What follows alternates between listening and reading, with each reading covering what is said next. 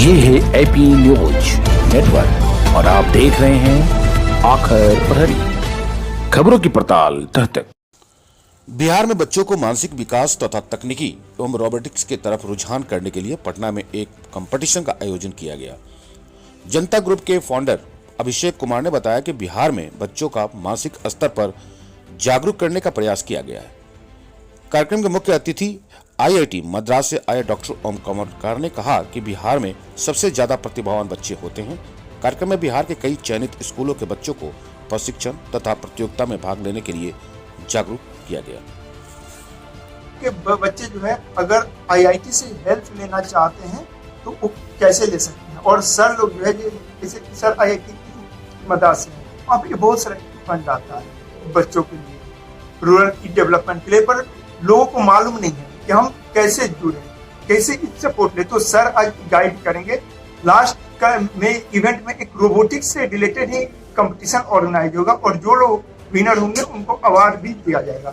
और मेरा जो ऑर्गेनाइजेशन है फुल्ली टेक्नोलॉजी पे वर्क करता है। अभी हम लोगों ने डेवलप किया है smart light BLE mesh technology 5.0 पे, क्योंकि इंडिया का फर्स्ट स्मार्ट लाइट है इस टेक्नोलॉजी पे। और इस स्मार्ट लाइट के लिए हम लोग को फंडिंग भी मिल चुका है। और बिहार में जो है जैसे कि आप देख रहे हैं वो रोबोट हमारा वैक्यूम क्लीनर रोबोट है। इससे आपका फ्लोर साफ करना होगा। आपको मार्केट से 15 की 20 हजार का खरीदने की जरूरत नहीं है। 1000 की 1500 में बनाइए और यूज कीजिए। ड्रोन देख रहे हैं आप, बहुत सारे तरह का जेस्चर कंट्रोल रोबोट। इसका मकसद क्या है, जो पैरालाइज्ड पीपुल होते हैं वो क्या करते हैं कि खुद से अपना साइकिल चलाते हैं, पर इसमें एक हैंड ग्लव्स टाइप का होगा। अगर उसमें हम यूज करते हैं तो उनको खुद से चलाने की जरूरत नहीं है। जैसे ही अपने हाथ को मोशन करेंगे उनका जो साइकिल है वो आगे जाएगा। उसी तरह ये मेरा बम डिटेक्टर रोबोट है। जमीन के अंदर कितना भी नीचे बम रहे तो ये उसको डिटेक्ट कर देगा। ठीक है, तो हम लोग का मोटिव यही है।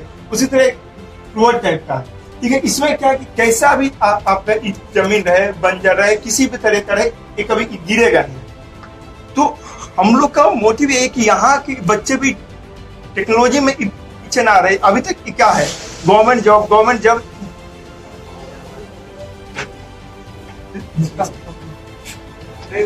जिसको देखो ये ज्यादा नहीं बोलेंगे। अतुल सर, ओमकार सर, इन सर से रिक्वेस्ट करते हैं।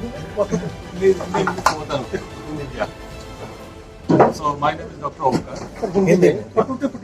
सर ये रोबोटिक्स जो है कितना अहम है खासतौर पे स्कूली बच्चों के लिए, ग्रामीण रूरल बच्चों के लिए? क्या रोबोटिक्स में बच्चों के लिए बहुत ही संभावनाएं आगे हैं। और जो एक इंडियन गवर्नमेंट का एक जो मोटिव चल रहा है, जो नया प्रोग्राम चल रहा है आत्मनिर्भर भारत, तो आत्मनिर्भर बनाने के लिए ये बहुत ही जरूरी है कि टेक्नोलॉजी में हमारे बच्चे बहुत आगे हों, किसी से पीछे न रह जाए।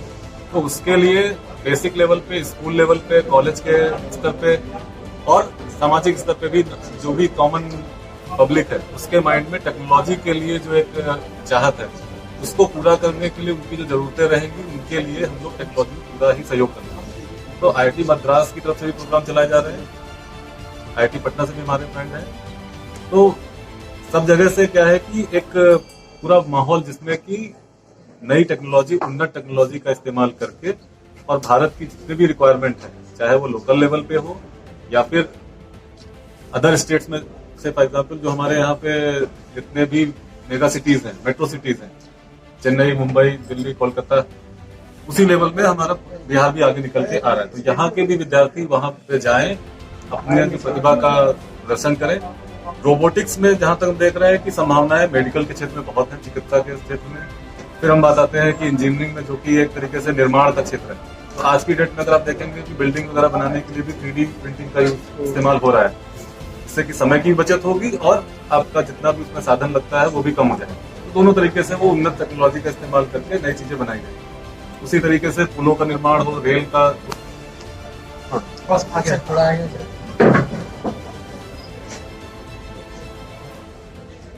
सर कितना अहम है रोबोटिक्स आज के जी?